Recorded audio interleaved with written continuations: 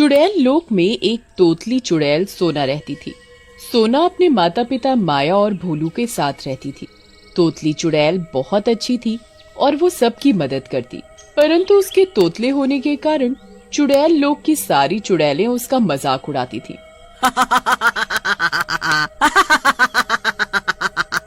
सोना चुड़ैल एक बहुत गरीब परिवार से थी। सोना चुड़ैल का परिवार बहुत मुश्किल से चुड़ैल लोक में गुजारा करते थे। सोना चुड़ैल के पास बहुत सारी बकरियां थीं। वो उन्हें चराने के लिए रोज सुबह शाम लेकर जाती थी।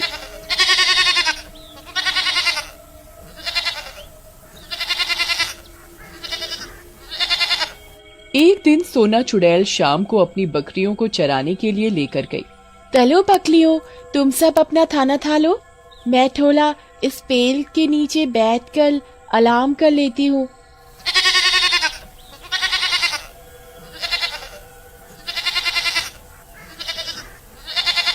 सोना ये बात बोलकर एक पेड़ के नीचे बैठकर आराम करने लग जाती है और उसकी बकरियां खुद ही घास चर रही होती हैं।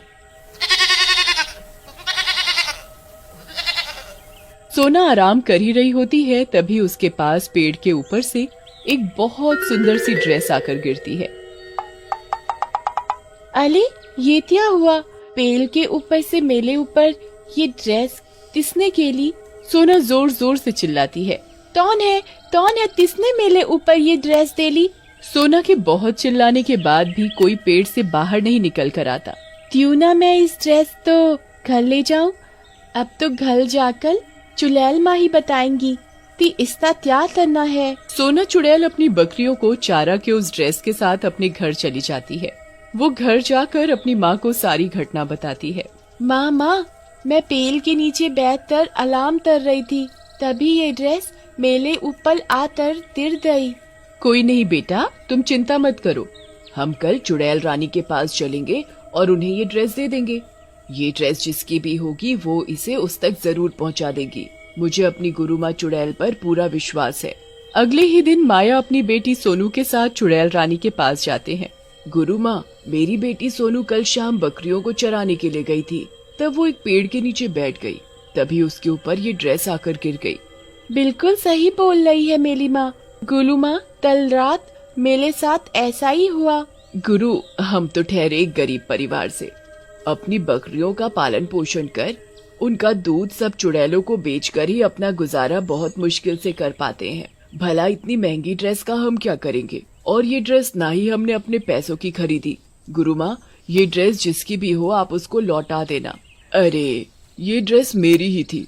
मैंने ही पटल लोक में ये ड्रेस एक दर्जी को दी थी। वो लौटाने ही आ रहा होगा कि ये ड्रेस बीच रास्ते में सोनू के ऊपर गिर गई।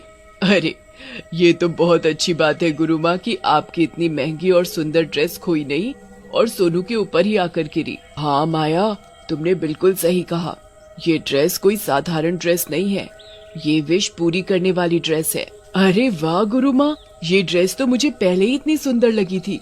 अब आपने इसकी खूबी बता दी तो मुझे ये ड्रेस और भी सुंदर लग रही है। पर मैं माया तुम्हारी ईमानदारी से बहुत खुश हुई हूँ। मुझे नहीं पता था कि मेरे चुड़ैल लोक में इतनी ईमानदार चुड़ैल भी अभी मौजूद हैं।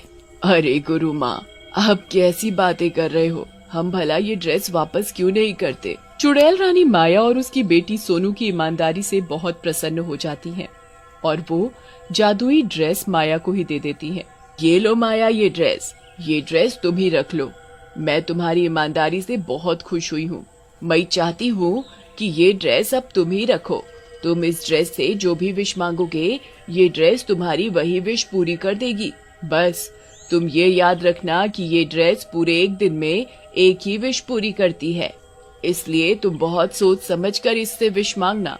माया और सोनू चुड़ैल रानी की ये बात सुनकर बहुत खुश हो जाते हैं। जी चुड़ैल माँ, हम याद रखेंगे। और हाँ, तुम इस ड्रेस की शक्तियों का गलत इस्तेमाल मत करना, नहीं तो ये ड्रेस खुद ब खुद तुम्हारे पास से गायब हो जाएगी। ठीक है चुड़ैल माँ, हम इसकी शक्तियों का गलत इस्तेमाल नहीं करेंगे। चुड़ैल रानी माया को वो जादुई ड्रेस उसके हाथ में थमा देती है और ड्रेस लेकर माया और सोनू खुशी खुशी अपने घर चले जाते हैं। घर जाकर सोनू अपनी चुड़ैल माँ माया से बात करते हुए, अरे माँ, आज तो हमारे लिए बहुत खुशी का दिन है। हम अब दो ताहें अपने मन की बात इस ड्रेस से बोलकर पूरी करवा सकते हैं। हाँ बेटा, तुम बिल्कुल सही कह रही हो, पर तुम्हें याद है ना चुड़ैल रानी ने क्या कहा था? इस ड्रेस का हमें कुछ भी गलत इस्तेमाल नहीं करना, नहीं तो हम इस ड्रेस से हाथ धो बैठेंगे। जी माँ, मुझे तब याद है, मैं तुझ भी ऐसा नहीं तलूंगी कि हम इस ड्रेस से हाथ धो बैठे। ये की ना समझदारों वाली बात मेरी चुड़ैल बेटी ने। माँ, इस ड्रेस दी तुची में आज हम पार्टी करेंगे। मैंने बहुत दिनों से अच्छा खाना नहीं खाया। ठीक है बेटा, आज तुम्हारी ही पहली विश पूरी की जाएगी। आने दो शाम को तुम्हारे भूत पापा को, फिर हम तीनों मिलकर रात का भोजन करेंगे। शाम को तोतली चुड़ैल सोनू के पापा भोला काम से लौटकर घर पर आते हैं। अरे माया, मैं आज बहुत थक गया हूँ। आज मैंने बहुत सारा काम किया है। तुम जल्दी से जो भी रूखा सूखा बना है वो सब लगा दो। मुझे बहुत जोरों की भूख लगी है। अजी, आप रूखा सूखा खाना क्यों खाएंगे? आज तो आपको मनचाहा भोजन मिलेगा। चुड़ैल माया उसके पति भोला भूत और बेटी सोनू चुड़ैल के लिए ड्रेस से बोलकर तरह तरह के व्यंजन मंगवाती है। अजी, ये लो खाना। भोला खाना देखकर हैरान हो जाता है। वो देखता है खाने में तो बटर चिकन, कलेगी, खून का सूप और तरह तरह के व्यंजन थे। अरे, आज इतना सब खाना कैसे बना? घर में तो कुछ खाने के लिए इतना सामान मैं लाया ही नहीं था। अरे, हमारे ऊपर आज चुड़ैल रानी मेहरबान हो गई हैं। उन्होंने हमें एक जादुई ड्रेस दी है। उस ड्रेस से जो भी मांगोगे वो हमारी सारी विश पूरी कर देगी। बस हम उससे पूरे दिन में एक ही विश मांग सकते हैं। भोला भूत अपनी बीवी माया चुड़ैल की बात सुनकर बहुत खुश हो जाता है। अरे वाह, लगता है अब हमारे अच्छे दिन आ गए हैं। हमें अब ज्यादा परेशानियों का सामना नहीं करना पड़ेगा। ठीक कहा आपने। अच्छा, तो तुमने इसी खुशी में आज इतने सारे व्यंजन बनाए हैं? नहीं जी, हमने आज की विश इस ड्रेस से मांग ली कि हमें आज बढ़िया खाना खाना है। इस ड्रेस ने हमारे मन के हिसाब से सारे व्यंजन प्रकट कर दिए। भोला, माया और उसकी बेटी सोनू तीनों मिलकर उस रात बहुत अच्छा भोजन करते हैं। अगले दिन सोनू चुड़ैल लोक में अपनी दूसरी सहेलियों के साथ खेल रही होती है। सारी चुड़ैल मजाक मजाक में सोनू को मारने लगती हैं। अले, मुझे मत मारो, मुझे मत मारो। चुड़ैलों में सोनू की एक सहेली चुड़ैल आशी। क्या बोल रही हो सोनू? दोबारा बोलकर दिखाना। अले अले, मुझे मत मारो, मुझे मत मारो। सब चुड़ैल सोनू के तोतले होने का बहुत मजाक बनाती हैं और ये देख सोनू चुड़ैल बहुत जोरों से रोने लगती है और रोते रोते अपने घर आ जाती है। घर पर माया सोनू को रोता हुआ देख लेती है। अरे सोनू, तुम्हें क्या हुआ?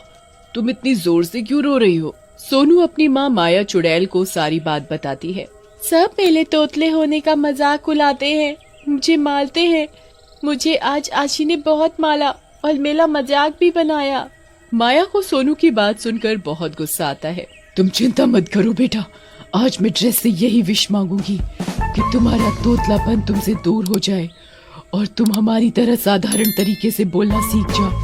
हाँ माँ, ये तो बहुत अच्छा आइडिया है। मैंने तो इतना थप सोचा ही नहीं। रात होने पर माया चुड़ैल रानी की दी हुई ड्रेस से सोनू के तोतलापन को दूर करने की विश मांगती है। ड्रेस माया की विश सुन लेती है और उसकी बेटी सोनू का तोतलापन उससे दूर कर देती है।